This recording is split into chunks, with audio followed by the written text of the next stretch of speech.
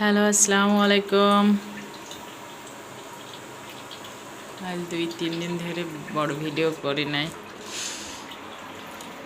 ভালো লাগছিল না তাই করে নাই। আপনারা সবাই কেমন আছেন? আমি একটু কচু রান্না করব, তরকারি নেই, শুধু কয়েকটা কচু আছে আর অল্প একটু গোশ রান্না করব। আমি এই ডাউলটা ভিজায় রাখছিলাম, এখন ধুয়ে আমি উঠাই রাখবো, অন্য সময় অন্য একদিন বড় বানাবো। গোশটা আগে বসাই দিয়েছি, এখনও কচু অল্প একটু কচু, এক পোয়া না 200 গ্রাম কচু, 1 পোয়া কচু 80 টাকা কেজি। এই জন্য 1 পোয়া কচু নিয়েছিলাম, তো এক হপ্তাহ তো হবে না, এই জন্য ভাবছি যে একটু গোশ রান্না করলে 1 পিস করে নিলে, কচু 2 পিস করে নিলে হয়ে যাবে। আমি একটু বাটাই নিচ্ছি। আমার পায়ের সমস্যা হওয়ার পর থেকে মেয়েই বাটা ঘষামাখি করে দেয় ম্যাক্সিমাম সময়।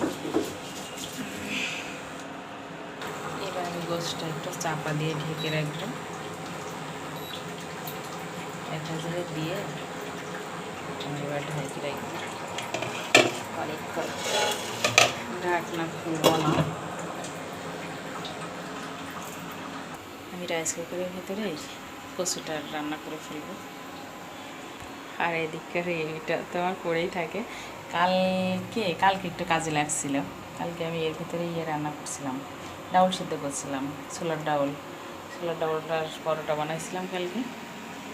বড় ভিডিও করা হয়েছিল না, ভালো লাগছিল না তাই করা হয়নি। এই যে কচুটা আমি অল্প একটু কচু, ওইটুকু আমি বুঝি ভাত তো খাওয়া হবে না, কোনো সবজি আর কোনো কিছু নেই, এই জন্য ভাবছি যে গোশটাই রান্না করে রাখি। আর বেশি দিন হলে আমার আর গোশ খেতে মন চায় না,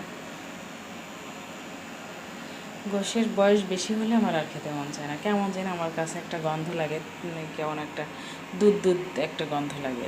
দুধ খেতে পারি, কিন্তু গোশের ভিতরে দুধের গন্ধ আসলে আমি খেতে পারি না।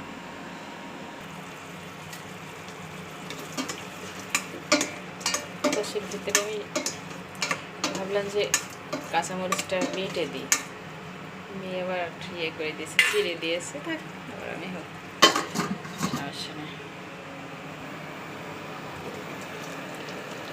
গোশটা এখন খাওয়া যাবে না, পরে আস্তে আস্তে হোক, পরে খেলে হবে। এখন কচু রান্না দিয়ে মেয়ে ভাত খাবে।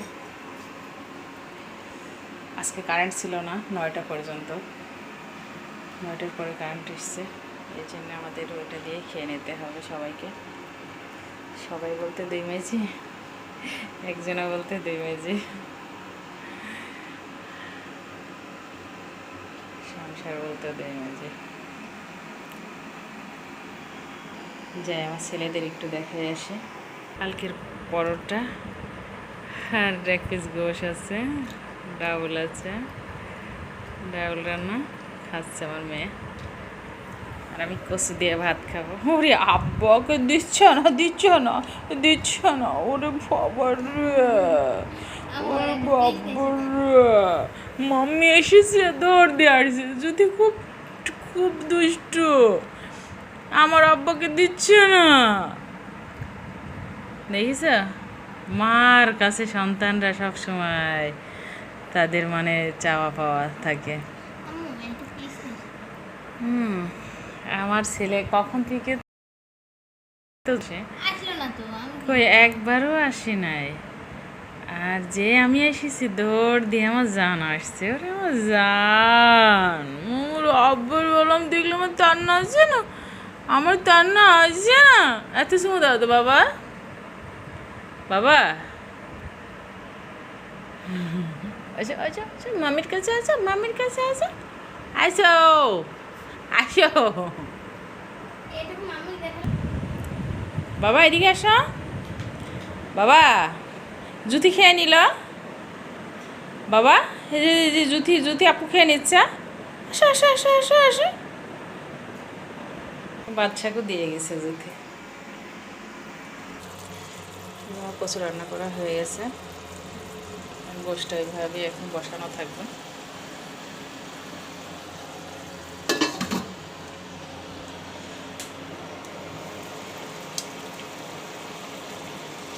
খাসির গোশ রান্না করতে ভালো লাগে না, সুন্দর হয় না রান্নাটা।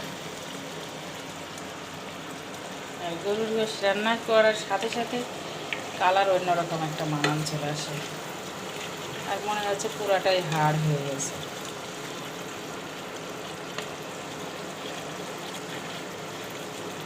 গরুর গোশ খেতেও মজা, রান্না করাও মজা। খাসির গোশ আমার খেতেও ভালো লাগে না খুব একটা।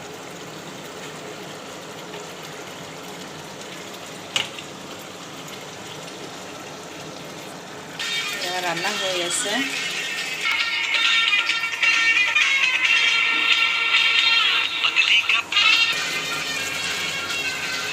গোশটাকে ঢাকিয়ে এইভাবে রেখে দেবো, বন্ধ করে দেবো চুলাটা। হয়ে গেছে গোশ রান্না।